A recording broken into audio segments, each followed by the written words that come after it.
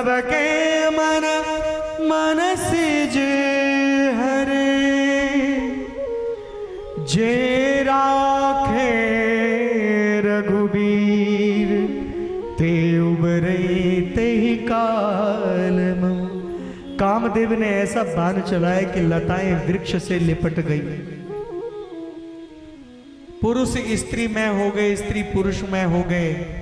बड़े बड़े साधक सिद्ध ऋषि मुनि ज्ञानी जो भगवती प्रभु की करते थे, स्त्रियों के रूप लावण्य नेत्र कटाक्ष की तरफ बढ़ने लगे।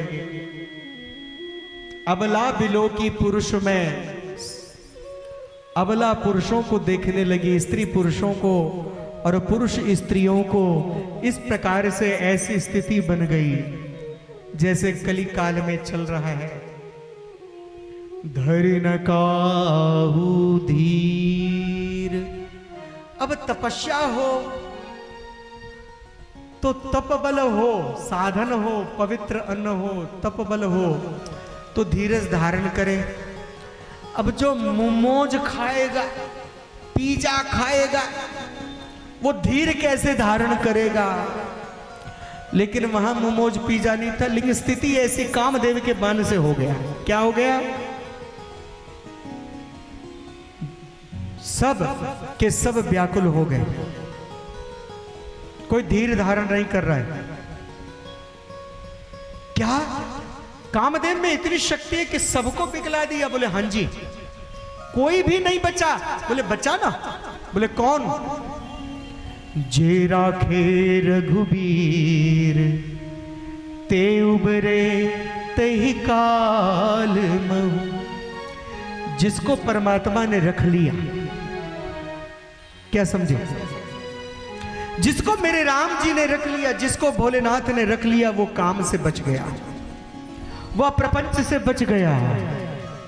इसमें कोई दो मत नहीं है।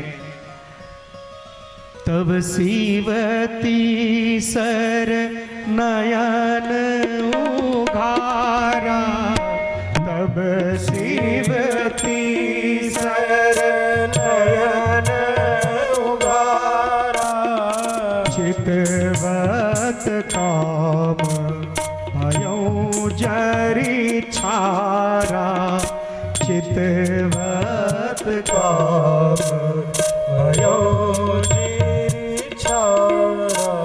छार, छार किसको बोलते? राख को। राख की ढेर में कामदेव हो गए। जैसे तीसरा नेत्र भोलेनाथ ने खोला, हाहाकार हो गया। रति चरणों में गिर पड़ी। कोई बात नहीं, तूने प्रार्थना किया, रति इसीलिए गई थी। यदि मेरा पति भस्म हो गया तो भोलेनाथ दयालु है, उनके चरणों में गिर जाऊंगी। शिव के चरणों में गिर गई। शिव ने कहा ठीक है, सुनो, अभी निराकार रूप में जगह जगह तेरे पति सबके हृदय में रहेंगे, लेकिन सुनो, जब यदुवंश में कृष्ण का अवतार होगा तो कृष्ण के पुत्र के रूप में कामदेव तेरे पति प्रद्युम्न स्वयं कामदेव बन के आएंगे। बोले अच्छा, बड़ी प्रसन्न हुई। इस प्रकार से सबको वरदान दिया। इधर सब तैयार हो रहे हैं। देवताओं ने सोचा कहीं फिर दोबारा तारकासुर का वध करना है, शिव के विवाह में हम सबको जाना है, तो कहीं आज फिर दोबारा बोले तपस्या में बैठ जाए। उसी समय देवताओं ने दुमदुबी बजा दी जोर जोर से। दुमदुबी समझते हो? आपकी कथा में दुमदुबी भी बजी थी ना? एक नहीं बजी। दुमदुबी तो यूं तीरा होता है बड़ा सा, लेकिन दुमदुबी का थोड़ा सा प्रतिरूप हो गया। हमारी दुमदुबी को देखकर अंग्रेजों ने बनाया, उसको बोलते हैं अंग्रेजी बाजा, बैंड बाजा। बैंड बाजा, ढोल, शोभा यात्रा में बजा था ना ढोल, तो सारे देवताओं ने दुमदुबी निनाद किया। भोलेनाथ जी ने सोचा ये दुमदुबी कहां बज रहा है, किस लिए बज रहा है? देवता सज धज के आए, भोलेनाथ आप ही के लिए बज रहा है। बोले मेरे लिए? बोले हाँ, आपकी शादी है। बोले मुझे पता नहीं मेरी शादी है। बोले कल का ही मुहूर्त निकाला है। बोले कल का? ब्रह्मा जी बोले अरे देवताओं पता नहीं है तुम्हें, चुप रहो। सोचा कि फिर दोबारा कहीं तपस्या में बाबा न बैठ जाए। अरे देवताओं कल का नहीं, आज ही का मुहूर्त है। बोले अच्छा आज ही का मुहूर्त है? बोले तो ठीक है। तो फिर क्या किया? सभी देवताओं ने फिर दुमदुमी बजाई, बैंड बाजा बजाया। तो उसी समय क्या हुआ जी, जब जोर जोर से दुमदुमी बजाया फिर क्या हुआ, भोलेनाथ जी को सजाने लगे सभी देवांगनाएं, देवतागण खूब सजाया, सोने का मुकुट पहनाया, सुंदर सुंदर स्वर्ण में जगह जगह श्रृंगार लगाया, सुंदर सुंदर श्रृंगार किया भोलेनाथ जी का। और क्या किया, अच्छे उच्च श्रवा वंश के घोड़े लाए, रथ तैयार किया, बोले घोड़े पे बैठेंगे। लेकिन क्या हुआ जी, अरे बोलो ना, समस्त देवताओं ने सजा दिया। अब कहने लगे चलो। तो भोलेनी जी ने देखा नंदी की तरफ, नंदी, अब नंदी तो मुंह को सिकोड़े हुए हैं, उदास हैं, बड़े उदास हैं, बहुत उदास हैं भोलेनाथ जी। बोले क्या हुआ, तुम उदास क्यों हो? बोले क्या बताऊं?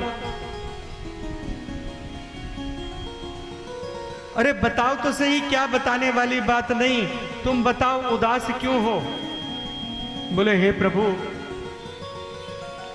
आपका विवाह है ना? बोले हाँ। हमने देखा है कि जिन जिन लोगों का विवाह होता है उसमें दूल्हे को सजाते हैं उनके परिवार वाले। बोले हाँ, हमने आज तक सजाया नहीं है, तो हमारी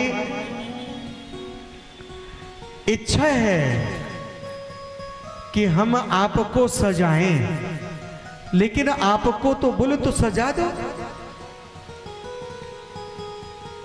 सजा दो, सजाना है तो। बोले सजा दें, कैसे? आप तो सज लिए। तो बोले ये सजावट तो उतर जाता, ये बाहरी सजावट है, जिसका अंदर से सजा हुआ उसको बाहरी सजावट की जरूरत क्या? लेकिन फिर भी तुमने सजाना है, तुम ही सजा दो। बोले इनको उतारना पड़ेगा, देवताओं ने सजा दिया अपने ढंग से, हम भूत अपने ढंग से सजाना चाहते हैं। बोले ठीक है तो सजाओ ना। पहले मुकुट हटाया, जटा खोल दिया, जटा खोला तो सारा क्रीम पाउडर और फेशियल बोलते हैं सारा उतर गया बाबा का। देवांगनाओं ने कराई थी, वो सारा उतर गया। बाबा खूब अच्छी तरह गंगा जल से रगड़ रगड़ के नहाया, भस्म लगा लगा के। इतने में एक पिशाच दौड़ा दौड़ा आया, भोलेनाथ भोलेनाथ भोलेनाथ, ठहरो ठहरो। बोले क्या? जटाओं को बांध दिया, पिशाच आया। बोले मणिकर्णिका घाट से, काशी से मैं चिता भस्म लाया हूं। तो दूसरा एक प्रेत भी दौड़ा दौड़ा आया, बाबा। बोले क्या बात है? बोले मैं उज्जैन से लेके आया हूं, क्षिप्रा नदी के तट से, दिव्य शमशान से, अखंड शमशान से। अच्छा चलो दोनों लगा दो। शमशान की राख को चाना के बाबा के ऊपर में धर, तुरंत ही नहाए धोए बाबा, जटा मुकुट पहने हुए, तुरंत ही बोले पाउडर लगाते ना नहाने से पहले, क्रीम पाउडर। बोले देवताओं ने दूसरा लगाया, हम अपना लगाएंगे। और क्या किया, बाबा को चिता भस्म से खूब अच्छी तरह भस्म लगाया, पाउडर लग गया। अब यों यों रेखाएं, जैसे ये देखो ना हाथ पे है ना, ऐसे ऐसे ऐसे रेखाएं सब जगह, पूरे अंग अंग प्रत्यंग रेखाएं बना दी। और क्या हुआ, इतने में क्या हुआ जी, नागलोक से नागराज वासुकी के अध्यक्षता में छोटे छोटे सपोले आए, सांपों के बच्चे, भयंकर जहरीले सपोले आए।